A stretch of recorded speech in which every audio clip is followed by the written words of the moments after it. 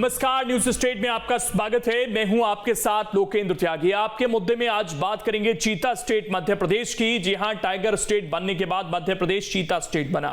देश में 75 साल बाद पहली बार कूनों में चीते लाए गए, लेकिन एक महीने के भीतर 2 चीतों की मौत के बाद अब मध्य प्रदेश में चीतों के संरक्षण पर सवाल उठने लगे। हालांकि एक दौर में मध्य प्रदेश में टाइगर भी खत्म होने की कगार पर थे, पर आज देश में सबसे ज्यादा टाइगर मध्य प्रदेश में ही है। लिहाजा अब चीतों को लेकर चुनौती सामने आ रही है, तो एमपी के लिए एक और अग्नि परीक्षा की घड़ी सामने है। आज चर्चा इसी मसले पर, कूनों में चीतों के लिए क्या कठिनाइयां आ रही हैं, संख्या के लिहाज से कूनों में चीतों के लिए क्या जगह कम है, सवाल यह भी कूनों से कुछ चीतों को दूसरी जगह क्या शिफ्ट किया जाएगा। इन तमाम सवालों पर आज करेंगे चर्चा। कुछ खास मेहमान भी हमारे साथ जुड़ेंगे, लेकिन उससे पहले आज की रिपोर्ट आप देखिए।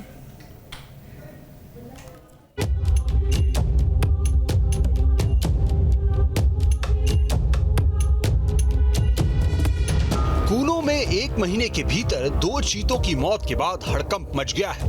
कूनों में चीतों की सुरक्षा पर सवाल उठने लगे हैं। बात अब कुछ चीतों को शिफ्ट करने की भी हो रही है।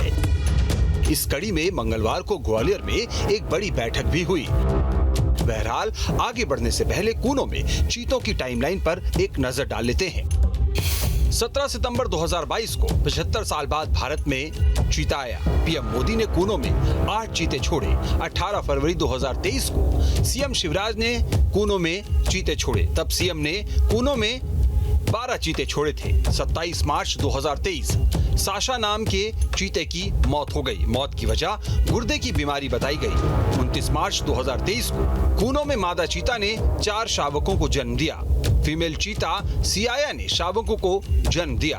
23 अप्रैल 2023 उदय नाम के चीते की मौत हो गई। मौत का शुरुआती कारण कार्डियक अरेस्ट बताया गया। यहाँ का माहौल, यहाँ का वातावरण उनके अनुकूल है, लेकिन जिस तरह से चीतों की मौत हो रही है उससे बहुत सारे सवाल खड़े हो रहे हैं। आखिर क्या कुछ वजह है जिसको लेके चीते यहाँ बीमार हो रहे हैं? क्या ये चीते वहीं से बीमार आए थे? अगर वहाँ से बीमार आए थे तो फिर भला मेडिकल फिटनेस सर्टिफिकेट कैसे मिल गया? इन सारे सवालों के जवाब देना जरूरी है। प्रोजेक्ट चीता के तहत कूनों में चीतों को अफ्रीका से लाया गया है। चीतों को लाने के पहले काफी तैयारियां हुई थी, लेकिन अब चीतों की मौत ने कान खड़े कर दिए हैं। लिहाजा कूनों में 2 चीतों की मौत के बाद वन विभाग में हड़कंप है। कूनों से कुछ चीतों को शिफ्ट करने की मांग हो रही है।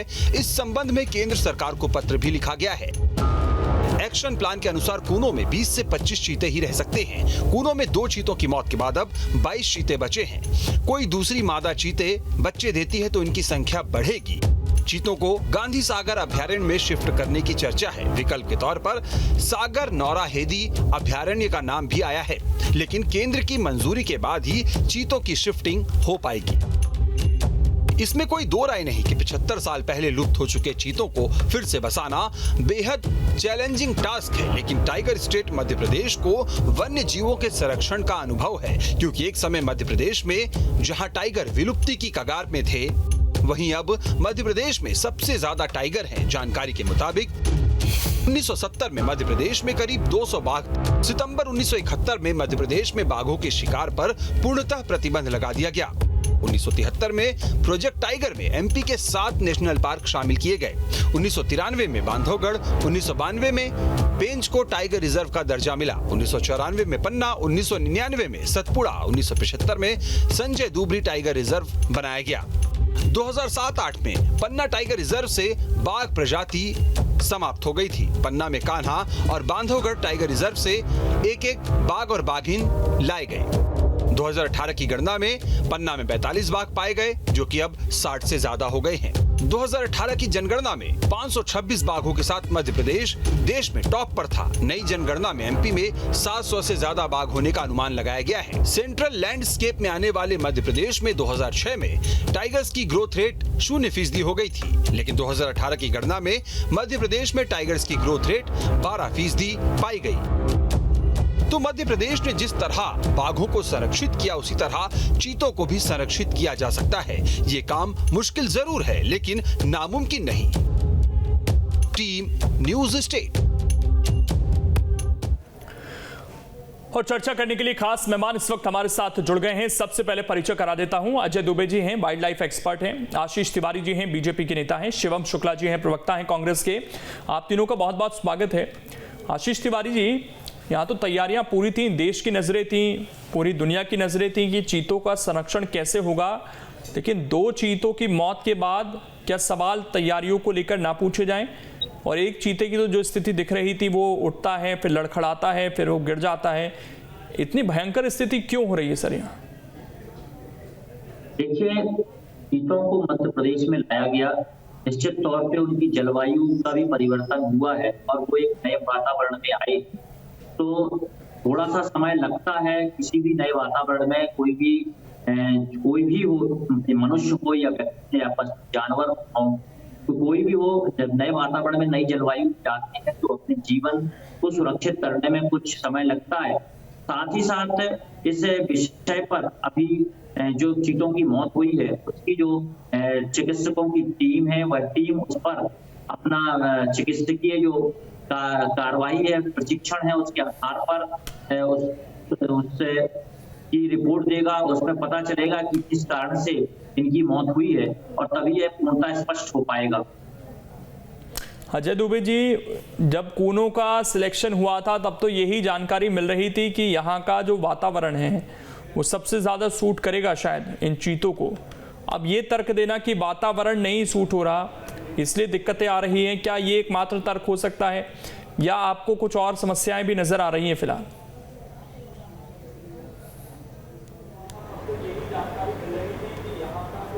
देखिए, अभी जो भाजपा प्रवक्ता जी ने जो कहा है वो हकीकत से दूर है और एक आम आदमी की भाषा में कि भाई मौसम चेंज हो गया। तो मैं ये बताना चाहूंगा कि जो नामीबिया से चीते आए थे उनको 6 महीने से अधिक हो गया, सितंबर में आए थे। ये जो चीते आए 18 फरवरी को आए, आज करीब 2 महीने से ज्यादा हो गया। तो मौसम संबंधित कोई समस्या नहीं है। और मैं तिवारी साहब को बताना चाहूंगा कि प्रबंधन की कमियां हैं जो चीतों की जिंदगी के लिए जानलेवा खतरों को पहचान नहीं पा रही है। क्यों नहीं पहचान पा रही है? क्योंकि आपका जो चीता प्रोजेक्ट है, जिसको प्रधानमंत्री का ड्रीम प्रोजेक्ट कहा जाता है, जो कि पहला इंटरकॉन्टिनेंटल प्रोजेक्ट है कि आप एक दुर्लभ प्रजाति को यहाँ लाए। अमृत काल था, 75 साल थे। आप ये जानकारी सरकार से जवाब दिलवाएं कि एक व्यक्ति उत्तम शर्मा वहां का डायरेक्टर है, उसको आपने ग्वालियर का सीसीएफ बना दिया, आपने माधव नेशनल पार्क का डायरेक्टर बना दिया। वो 180 किलोमीटर दूर कूनों से रहते हैं। तो जब लीडर बाहर है तो टीम कैसे काम करेगी? आपके जो डीएफओ है उसको 1 महीने पहले गंभीर शिकायतों में पीके वर्मा को हटा दिया गया। पीके वर्मा साहब हटने के बावजूद अभी तक रिलीव नहीं हुए। तो आपकी जो चीता प्रोजेक्ट के लिए जो आपकी जो जमावट है, जो वाइल्ड लाइफ को जो केयर चाहिए, जो डिवोशन चाहिए, डेडिकेशन चाहिए, आपके अधिकारियों में वो दिख नहीं रहा है। एक रस्म अदायगी चल रही है, हम चीते लाए हैं, हम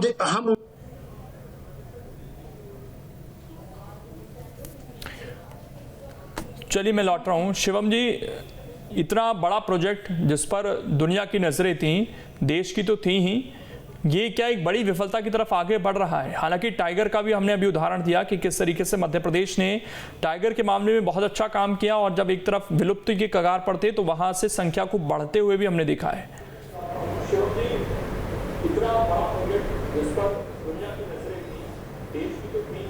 देखिए, सबसे पहली बात तो यह है कि हमारे देश में जो बाघ हैं वह हमारे अपने हैं, मतलब जो उनका ब्लड है वह इंडियन ओरिजिन का है, वह इसी देश में कोई बाहर से लाई गई ब्रीड के चीते नहीं है। आप अगर मूल बात समझेंगे, हमारे देश में जो चीते मौजूद थे उनकी जो संरचना है, उनकी जो परिस्थितियों में ढालने की कैपेसिटी है, वह जो चीते अफ्रीका से लाए गए हैं उनसे काफ़ी अलग है।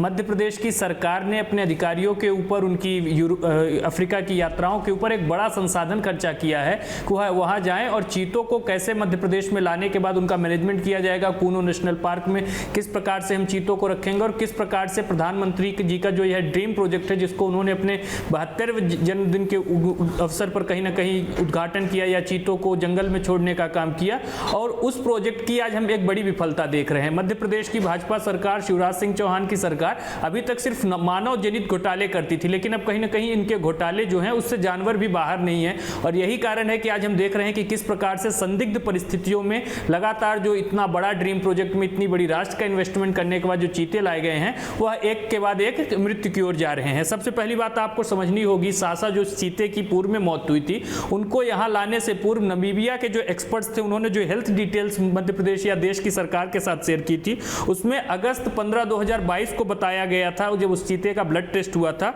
उसमें जो उनका कैरोटीन का लेवल है वह 400 से ज्यादा था, और यह किसी भी रूप में उनकी किडनी के रूप में बीमारी की ओर ही इंगित कर रहा है। लेकिन इसके बावजूद भी हमारी सरकार, चूंकि अब जो भी उसमें साठ गांठ रही हो, इसकी एक जांच करने की आवश्यकता है कि क्यों आखिर इस प्रकार से एक बीमार चीते को एयरलिफ्ट करके अफ्रीका से यहां कूनो नेशनल पार्क तक लाया गया, जबकि अभी भी परिस्थितियों के बारे में कई प्रकार के संदेह जो विभिन्न वाइल्ड लाइफ एक्सपर्ट हैं उन्होंने जाहिर किए हैं कि कूनो नेशनल पार्क का जो एरिया है वह चीतों के लिए सफिशिएंट नहीं। हमने देखा है अभी जो ओवन नाम का चीता था, जिसको पवन के रूप में कहीं ना कहीं उनका नाम परिवर्तित कर दिया गया उस चीते का, वह कई बार जो कूनो नेशनल पार्क की परिधि है उससे बाहर जा चुके हैं। और यह जो चीज आज करनी पड़ रही है, इतना बड़ा इन्वेस्टमेंट अगर इस प्रोजेक्ट में हो रहा था, इतनी ज्यादा तैयारी की जा रही थी, तो इस चीज पर क्या प्रदेश की सरकार का दायित्व नहीं था कि चर्चा करती कि क्या यहाँ की परिस्थितियां फेवरेबल है कि नहीं है, क्या एरिया सफिशिएंट होगा कि नहीं होगा। जब ये कहीं ना कहीं बात आ रही थी देश के अंदर, तब तो कांग्रेस पार्टी इसका श्रेय भी ले रही थी ना कि हमारी सरकार का प्रोजेक्ट है, हमने इसके लिए कोशिशें की थी और इसमें हमें भी श्रेय दिया जाना चाहिए। फोटो भी शेयर किए जा रहे थे उस वक्त के, तो उस वक्त आप भी तो यहाँ डीलिंग तो कर ही रही थी, आपकी सरकार भी कम से कम। देखिए बिल्कुल स्वाभाविक तौर पर हमने नहीं देखिए स्वाभाविक तौर पर हम इस चीज को लेकर के हमने कभी विरोध नहीं किया कि चीतों को नहीं लाया जाना चाहिए। पहली चीज तो यह है कि वाइल्ड लाइफ को अगर आप वापस से रीइंस्टेट कर रहे हो तो वह चीज कहीं पे पब्लिक ग्लोरी की नहीं है। जिस प्रकार से अखबार पर पहले पन्ने के इश्तेहार दिए गए एक एक पन्ने पर कि 70 साल बाद इस देश में चीता आया है, जैसे कि इस देश की सभी समस्याओं को भुला करके सरकार का एकमात्र काम चीतों को वापस लाना है। हमारे देश में ही कई सारे ऐसे वन्य जीव हैं जो कि आज कहीं ना कहीं विलुप्त होने की कगार पर है। हमारी सरकार उनके संरक्षण के लिए उतनी सजग नहीं है, लेकिन एक चीते लाए गए उसको सरकार ने कहीं ना कहीं पूरे विज्ञापनों के साथ इतना ज्यादा प्रचारित और प्रसारित करने का काम किया। और उस स्थिति में कांग्रेस पार्टी यह बात कह रही है कि अगर कहीं यह चीते जैसा इतना बड़ा प्रोजेक्ट अगर मध्य प्रदेश की सरकार या देश की सरकार इंप्लीमेंट कर रही थी तो उसके पहले जो पॉलिसी के लेवल पर चीजें होनी चाहिए थी, जिस प्रकार से जिन चीजों की जांच की जानी चाहिए थी चीतों को यहां लाने से पहले, उन चीजों का आशीष तिवारी जी, देखिए जो सवाल यहां पर उठाया गया वाइल्ड लाइफ एक्सपर्ट की तरफ से वो यही है कि मामला मौसम का नहीं है। ये एक बहुत आम सा आंसर हो गया। और जिस तरीके से कांग्रेस के प्रवक्ता ने भी इंगित किया कि एक चीता ऑलरेडी जिसके बारे में कहा जा रहा है बीमार है, तो ये सब चीजें नजरअंदाज क्यों की जा रही थी? और जो प्रैक्टिकल दिक्कतें हैं, अधिकारी इतनी दूर बैठकर कैसे मॉनिटरिंग करेगा वहां पर चीता प्रोजेक्ट की? देखिए निश्चित तौर पे इस डेथ के बाद में कहीं ना कहीं प्रश्न उठा है कि हम कहाँ पे चूके हैं, तो सरकार उस पर काम करेगी और जो भी जिम्मेदार अधिकारी होंगे उनके विरुद्ध भी कार्रवाई की जानी चाहिए और की जाएगी, क्योंकि मध्य प्रदेश की सरकार संवेदनशीलता के साथ पे काम करती रही है। और मध्य प्रदेश सरकार का ये सपना रहा है कि हमारा प्रदेश भी चीतों के लिए जाना जाए, हम शेर के लिए जाने जाते थे। और अभी आपकी रिपोर्ट में ही मैं देख रहा था कि और भी नेशनल पार्कों में पूर्व जब बाघ थे तो उस समय भी डेथें हुई, परंतु जब सरकार ने उस पर चिंतन किया तो उस पर देखा और विशेषज्ञों ने उस पर काम किया। तो ठीक, मैं लौट रहा हूं आपके पास। अजय दुबे जी, आपने जो यहाँ पर व्यवहारिक बताई चीजें उसको भी आप कंप्लीट कीजिएगा। और दूसरी और ये कि जब दो देशों के बीच कोई चीज हो रही है तो उसमें नामीबिया में एक बीमार चीते को भेज दे, ये बात क्या दोनों देशों के बीच जब साफ तौर पर चीजें हो रही हैं तब ऐसी चीजें होनी चाहिए कहीं भी? और एक देश क्या इस तरह की चीजें कर सकता है कि भाई बीमार चीते को क्यों भेज रहा है? उसका भी तो स्टेक दांव पर है ना कहीं ना कहीं।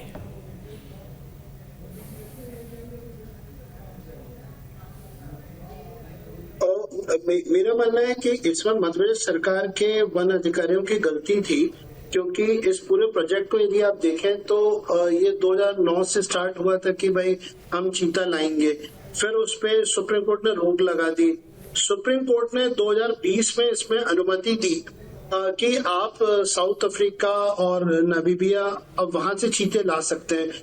मैं ये कहना चाहूंगा, अभी शिवम जी को सुन रहा था कि इंडियन और अफ्रीकन चीतों में अंतर है। मैं उनको बताना चाहूंगा कि सुप्रीम कोर्ट ने इस पूरे मामले में पड़ताल करी तो इंडियन और अफ्रीकन चीतों में कोई अंतर नहीं पाया गया है और यह एक अच्छी बात उनको लाया गया। और हमारे यहाँ चूंकि वो स्पीशीज खत्म हो गई थी तो दोबारा हम लोग रीइंट्रोडक्शन करके उसको बचा रहे हैं। महत्वपूर्ण ये बात है कि जब आप वहां पर नामीबिया में चीते लेने गए तो आपके अधिकारियों को हमने 2020 के सुप्रीम कोर्ट की अनुमति के बाद वहां नामीबिया में रखा, हमने अफ्रीका में रखा, हमारे डॉक्टर की वहां ट्रेनिंग हुई, हमारे अधिकारियों ने वहां वाइल्ड लाइफ मैनेजमेंट सीखा कि चीतों को कैसे हैंडल करना है।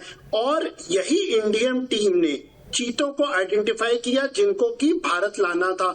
तो नामीबिया की गलती नहीं है, ये मध्य प्रदेश के जो अधिकारी गए थे, ये उनके द्वारा जो चीते पसंद किए गए वही चीते आए थे। और कहीं न कहीं ये गलती हुई है कि फिटनेस सर्टिफिकेट मिलने के बाद आप चीते को लाए तो आखिर कंप्रोमाइज कहाँ गया और इसकी जांच और साशा की डेथ रिपोर्ट अभी तक सार्वजनिक नहीं हुई। तो यदि सरकार बिना किसी झिझक के यदि उसको ओपन करती है तो निश्चित तौर पर बाकी बचे हुए चीतों को हम बेहतर प्रबंधन कर सकेंगे। सरकार चीता प्रोजेक्ट में ट्रांसपेरेंसी यदि लाती है तो उसको बेहतर सुझाव और बेहतर क्या आपको लगता है अजय दुबे जी, ये जो रिपोर्ट सीधे केंद्र को भेजी गई, इसे यहाँ पर सार्वजनिक नहीं करना, क्या कुछ छिपाने की कोशिश भी है?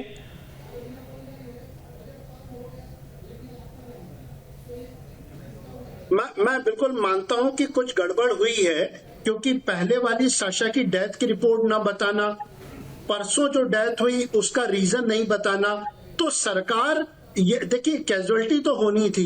ये भी एक फैक्ट है कि रीइंट्रोडक्शन प्रोजेक्ट में जब चीता आया है तो ये माना गया था जो एक्सपर्ट्स थे कि उसमें कुछ परसेंटेज जो है वो उनकी डेथ होगी, क्योंकि नया पूरा सब प्रोजेक्ट। बट ह्यूमन एरर नहीं होना चाहिए।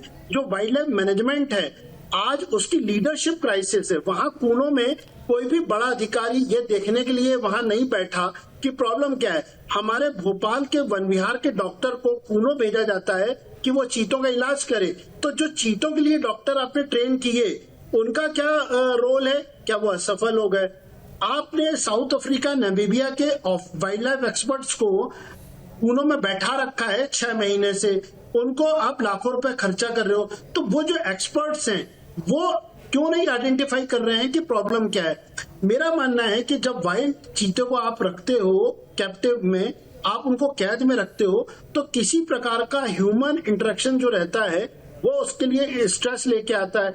इसके अलावा उसको कहीं ना कहीं जब आप फीड करते हो, क्योंकि कैप्टिव चीते को तो इंसान ही फीड करता है, तो मेरी ऐसी जानकारी है कि कहीं फूड पॉइजनिंग हुई है, कुछ इन्फेक्शन उनके यहाँ गया है जिसको सरकार छुपाए ना और बाकी चीतों की सुरक्षा के लिए तत्काल उसको रोके।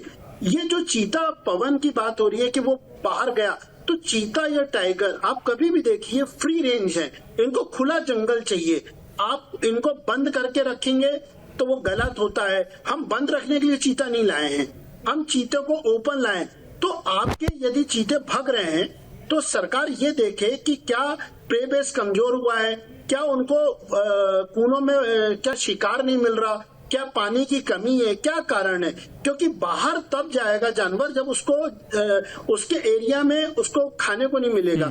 तो भारत सरकार इस पूरे मामले में वाइल्ड लाइफ के एक्सपर्ट ऑफिसर्स बाहर से भेजे और इसको जो भी तकलीफ है उसको तत्काल उसको एक चीज मैं और जानना चाहता हूं आपसे अजय दुबे जी, जो हमारे पास एक अनुभव है टाइगर्स को लेकर, क्या वो अनुभव यहाँ कुछ काम कर सकता है? क्योंकि टाइगर्स भी एक तरह विलुप्ति की कगार पर थे, धीरे धीरे जिस तरीके से उसमें रेशियो बढ़ा हमारा और मध्य प्रदेश टाइगर स्टेट बना, क्या उससे एक लेसन मिल सकता है यहाँ पर?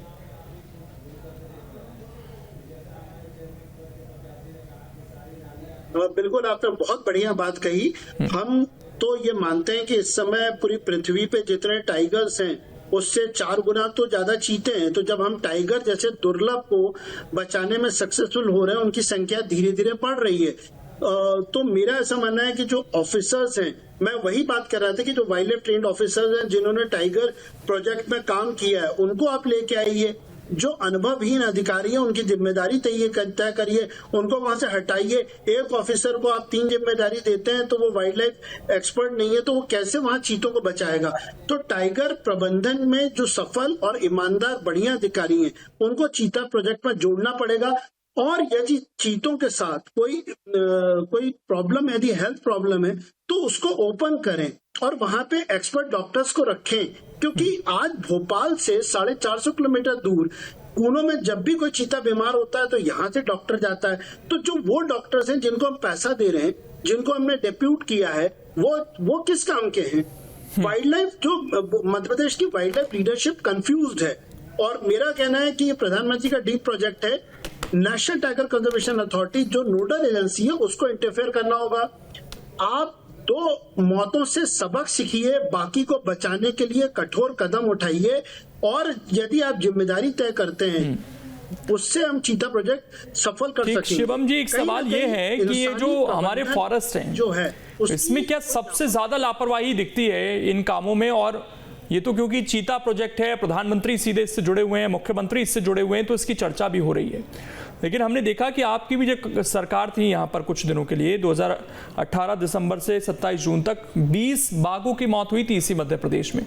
और मध्य प्रदेश अगर टाइगर स्टेट है तो मौत भी सबसे ज़्यादा यहीं होती हैं। तो हमारी जो पूरा फॉरेस्ट का अमला है, क्या ये ठीक से अपनी जिम्मेदारी नहीं निभाता है? क्योंकि हर सरकार के दौरान इस तरह के मामले सामने आते हैं। आज चीता के आ रहे हैं, उससे पहले टाइगर के भी सबसे ज़्यादा मामले रिपोर्ट होते हैं तो मध्य प्रदेश में ही होते हैं।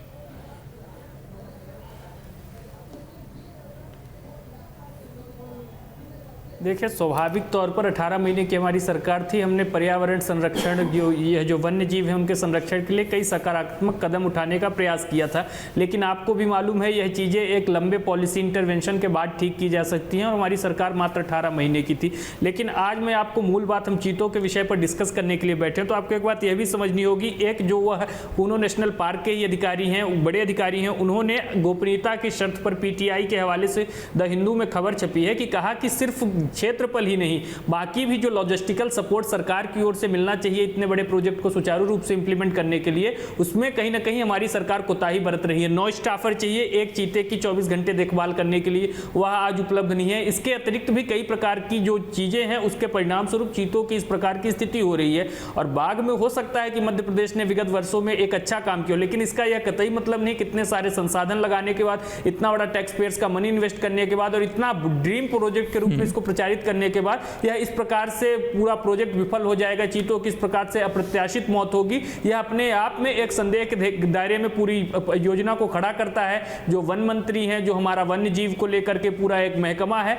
इस सब की जांच करनी चाहिए कि आखिर कौन वह जिम्मेदार लोग हैं जो इस प्रकार से बीमार चीतों को लेकर के अफ्रीका से यहाँ लाए। उसके बाद उनके यहाँ पे जो संरक्षण के लिए पर्याप्त कदम उठाए जाने थे उसमें कोताही बरती गई। वहाँ पे जो इन्वायरमेंट, दुबे जी ने कहा कि मैंने कहा कि चीतों की जो वेराइटी है वो अलग अलग, मैंने स्पीसीज की बात नहीं की थी। मैं कहना चाह रहा था कि वहाँ पे जो चीते हैं वह एक अलग परिस्थितियों में रह रहे हैं और यहाँ पे हमारे देश की जो परिस्थितियां हैं वो भिन्न है। तो ऐसे में एडॉप्टेबिलिटी का एक इशू तो स्वाभाविक रूप से आता है और उसकी तैयारी अगर नहीं कर रहे हैं, जैसे अभी आज जो उदय चीते की भी मौत हुई, आप देखिए कार्डियक अरेस्ट जो संभावित कारण सरकार की ओर से बताया जा रहा है उसकी मौत के पीछे, लेकिन अगर आप कहीं ना कहीं देखेंगे 3-4 दिनों से जो उनके व्यवहार के बारे में खबर आ रही है उस चीते के, तो वह सुस्त दिखाई दे रहा था, बार बार बेहोशी जैसी स्थिति थी। तो इस प्रकार की चीजें कहीं ना कहीं पूरी इस योजना को संदेह के घेरे में ला रही हैं कि आखिर क्यों इस प्रकार से चीतों की मौत लगातार होती चली जा रही है। ठीक, आशीष तिवारी जी, एक आखिरी सवाल आपसे कि जब हम किसी चीज को बहुत बड़ा दिखाने की कोशिश करते हैं तो जब वो फेल होती है तो उसका जो नेगेटिव इंपैक्ट है वो भी उतना ही बढ़ा जाता है।